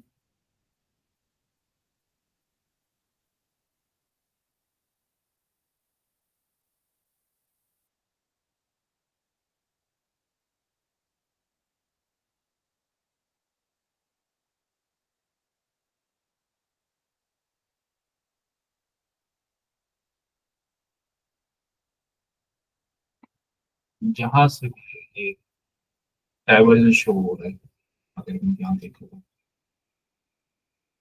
ये हमारा डाइवर्जेंस, ठीक है। इसने ब्रेक तो किया, यहाँ सपोर्ट वगैरह बना हुआ था, डाइवर्जेंस शो कर रहा था। उसके बाद कैंडल का कंफर्मेशन मिला। तो अगर किसी का शॉर्ट ट्रेड है वो यहाँ पे एग्जिट हो गया, ठीक है। तो ये एक हमें एग्जिट पे भी हेल्प कर देता है। तो यहाँ पे एग्जिट हो गया, मूविंग एवरेज के ऊपर गया। यहाँ से हमारा RSI भी अपना 40 से उसने रिवर्सल ले लिया। तो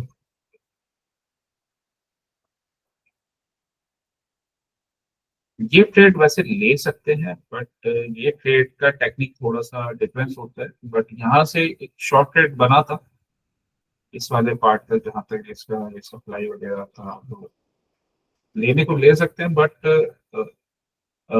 थोड़ा इसका जो एंट्री टेक्निक वगैरह डिफरेंट होता है, और कंफर्मेशन इसमें थोड़े डिफरेंट होते हैं। लेकिन पहला ये है कि हाँ, अगर हमारा शॉर्ट ट्रेड होगा तो इस जगह डाइवर्जेंस शो कर रहा है, हम एग्जिट हो जाएंगे इस वाले कैंडल पे। स्ट्रॉन्ग एक कैंडल बन गई है और ये मेरे 10 EMA के ऊपर भी क्रॉस हो गई है, तो इसी फर्स्ट कैंडल पे ही एग्जिट हो जाएंगे। उसके बाद ये प्राइस यहाँ से एक अपसाइड का मूव देती है, ठीक है।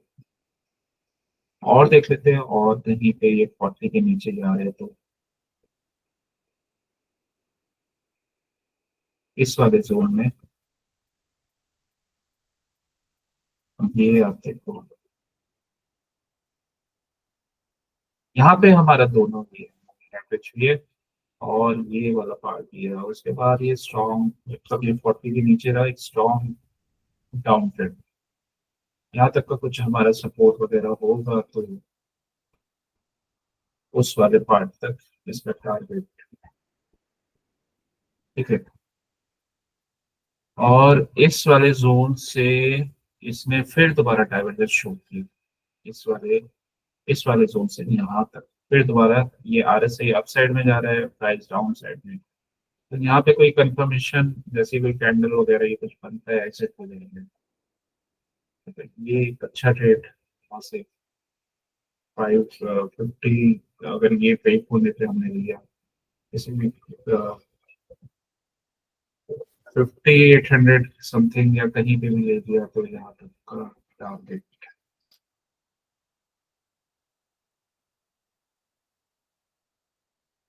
अराउंड 1.91%, 967 पॉइंट्स है इसमें। तो हाफ लगा लो ऑप्शन के इसके, मतलब 300-400 पॉइंट्स कितने भी आप इसमें ले लिए, ठीक है। तो वहां तक का टारगेट। चलिए, आज हमने थोड़ा सा मोमेंटम इंडिकेटर के बारे में और उसके साथ उसको प्राइस वॉल्यूम और ये सब कैसे यूज करते हैं वो थोड़ा सा लर्न किया। और क्या होता है कि मोमेंटम भी एक जो हमारे ट्रेड का इम्पोर्टेंट पार्ट होता है। तो मोमेंटम हम वैसे भी दे सकते हैं कि अगर हाँ कि अगर प्राइस मूव कर रहा है, फिर कॉन्ट्रैक्शन, फिर उसी डायरेक्शन में कंटिन्यू। बट अगर उसमें आपको थोड़ा प्रॉब्लम होती है तो आप कोई इंडिकेटर आप यूज कर सकते हो, कोई भी यूज कर सकते हो जहाँ पे भी आपकी प्रोफिशिएंसी है। तो RSI यूज कर सकते हो, और दूसरे मोमेंटम इंडिकेटर्स भी है, ADX है, MACD है, CCI है, ठीक है। RSI सबसे ज्यादा यूज किया जाता है। और तो इसमें मैंने RSI अभी मैंने यहाँ पे इसको इंट्रोड्यूस किया और काफी लोग इसको यूज करते हैं। तो एक हमें मोमेंटम के लिए एक कुछ चाहिए है, मतलब कुछ ना कुछ इंडिकेशन तो देने के लिए कुछ चाहिए होता है। तो आप कुछ भी यूज कर सकते हो, राइट। तो इसको आप यूज करोगे तो ऑब्वियसली आपका जो ट्रेडिंग है और रूल्स को अगर आप फॉलो करते हो तो उसमें विन रेट, आपका सक्सेस का रेट वो इंक्रीज हो जाएगा। चलिए, अब किसी के कोई क्वेश्चंस हैं तो वो मुझसे पूछ सकता है।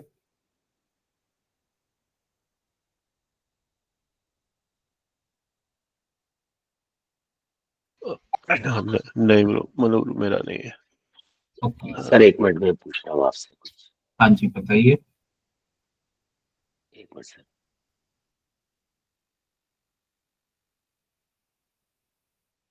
सर बजाज ऑटो चलाएंगे। Okay Bajaj auto.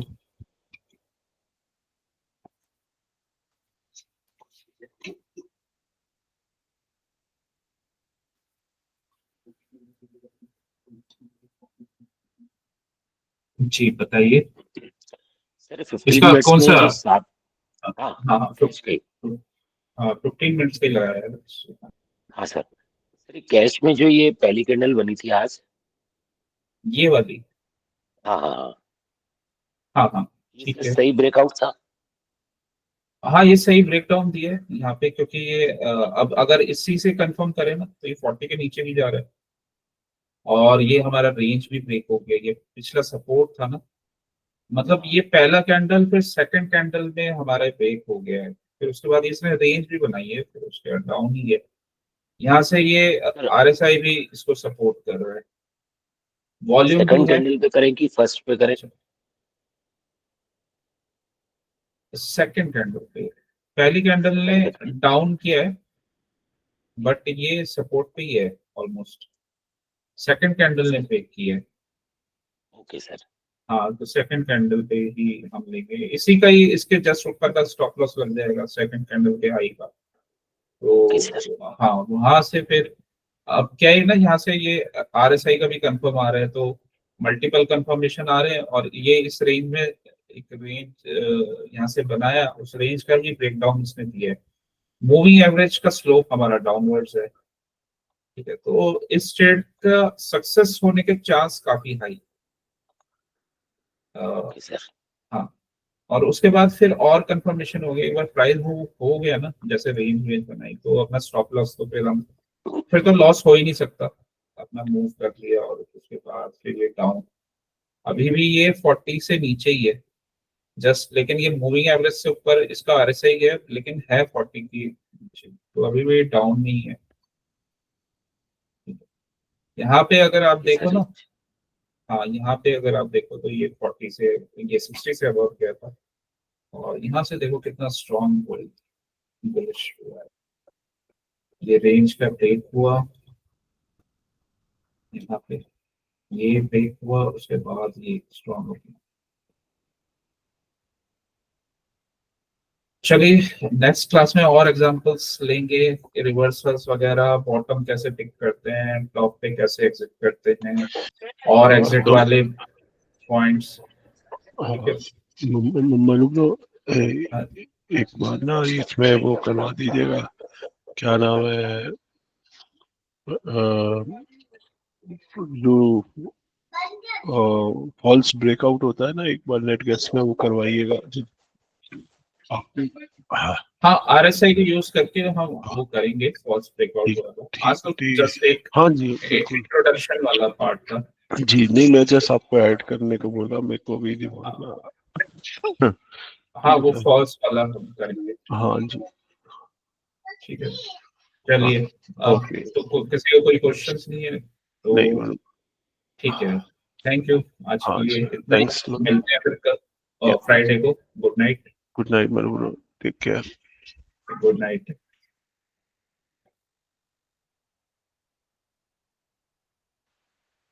चलो good night sir. Good night. समझ आया तुम्हें कुछ? जी सर समझ में आया, मैं बीच में थोड़ा नहीं था